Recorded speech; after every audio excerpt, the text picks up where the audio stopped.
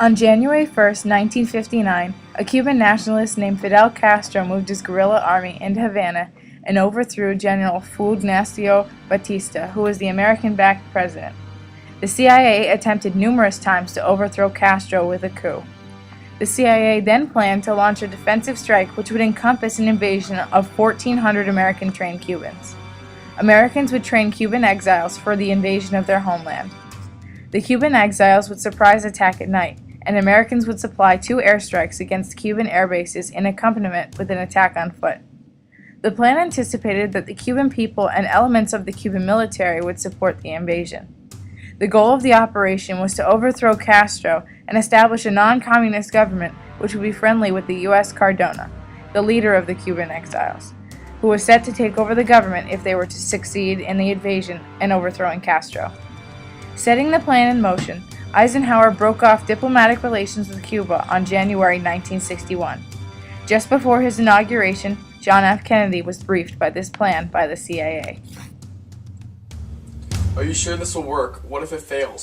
Mr. President, it won't fail. As soon as we gain control of Cuba, our relations are set. They're stable. Well, I guess. But are you sure? Sir, I believe it would be in the best interest, and the best interest of the country to follow through with this plan.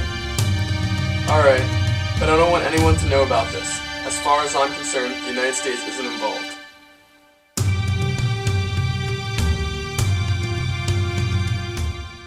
This just in, 8 American planes left Nicaragua. These disguised planes were seen flying over Cuba.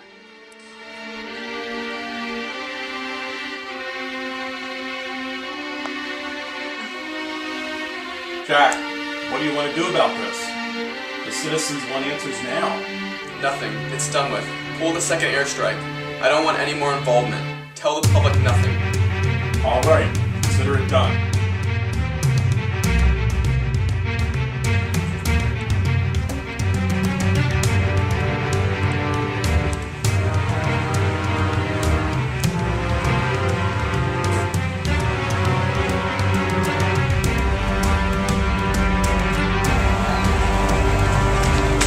The Americans! We need backup! Air Force request!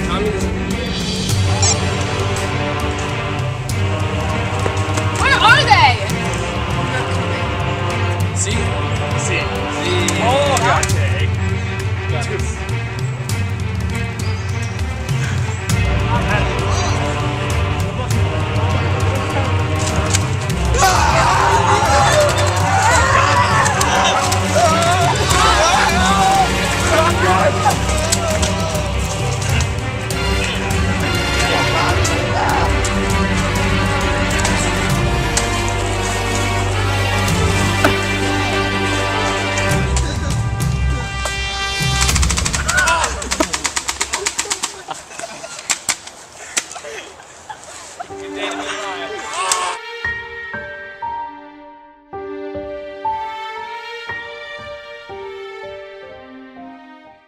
The failure of the Bay of Pigs invasion is a devastating blow to the spread of democracy.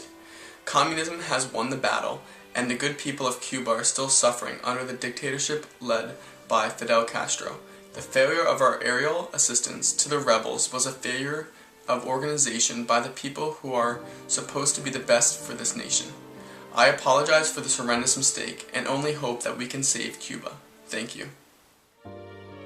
Kennedy, in this, was placing all of the blame of the failure of the Bay of Pigs invasion on the CIA, and they weren't happy about it. Wasn't this his fault? Of course it was. It's always his fault. But of course the president has to look good. It's always the government's fault. We should do something about this. You know what? Down with Kennedy. What are you planning? You'll see. And no one will know. A conspiracy theory goes that the CIA hired Lee Harvey Oswald to murder JFK because of the blame that he put on them for the Bay of Pigs. Even though Kennedy learned a great deal of lessons from the Bay of Pigs incident, would his life have been spared without it? Could he have lived if the Bay of Pigs had never happened?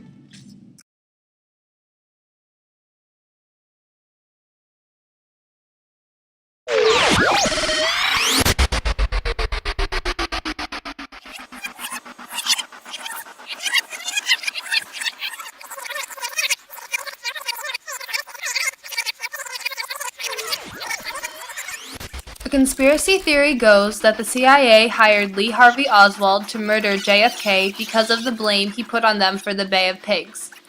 Even though Kennedy learned a great deal of lessons from the Bay of Pigs incident, would his life have been spared? What if technology was used in the Bay of Pigs? Would history have changed? Would we have captured communist Fidel Castro? Would JFK have been assassinated?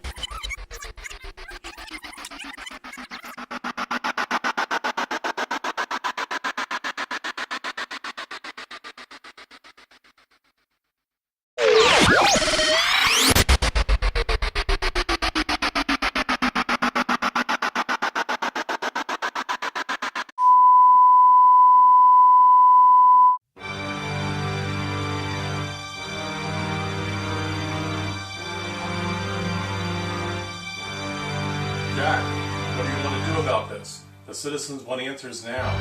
Nothing. It's done with. Pull the second airstrike. I don't want any more involvement. Tell the public nothing.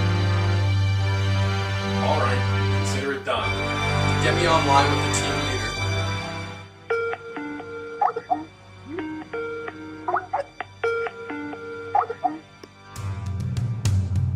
Sir! Where's our backup? We need backup now! Well, we decided against sending in our Air Force. It's just not worth the risk of the American public finding out of our involvement. Sir, with all due respect, look at us right now! We can't handle this alone! We'll be overwhelmed! Their numbers are 3 times our size. We need you! These people are being tortured! Send help now! Don't back out! But don't they already expect this mission? It's a suicide mission. What do you want us to do then? Fall back. Pull the invasion. But sir... I didn't say we weren't going through with it. Just not now. I will send in the Air Force to help you. But we have to hit the Cubans when they least expect it. Fall back! Fall back! All forces fall back!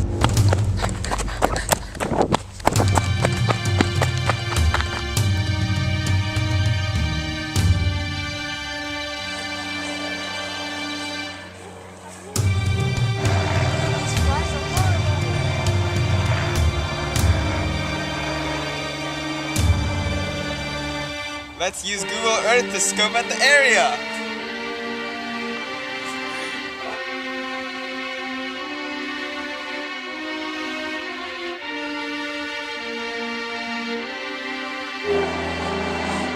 Hello. Yes, Mr. President. This is Brigade 2506 from Cuba.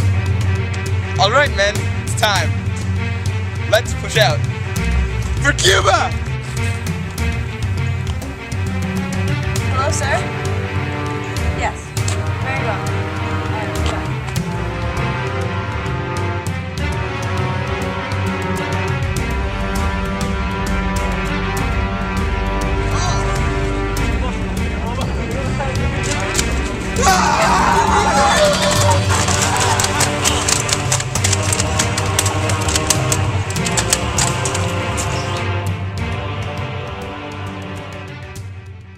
Job well done, men! Job well done.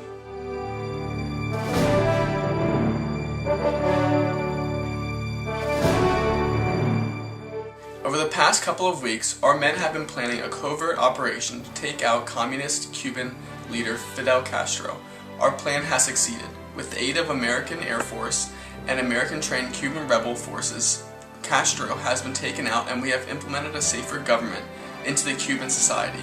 Communism is no longer a threat in our sphere, making us for a safer situation between our countries' relations. This shows that democracy cannot be trifled with, and that the American force is to be reckoned with. As your president, I stand before you to ensure that, as long as I'm in office, our nation will strive in safety.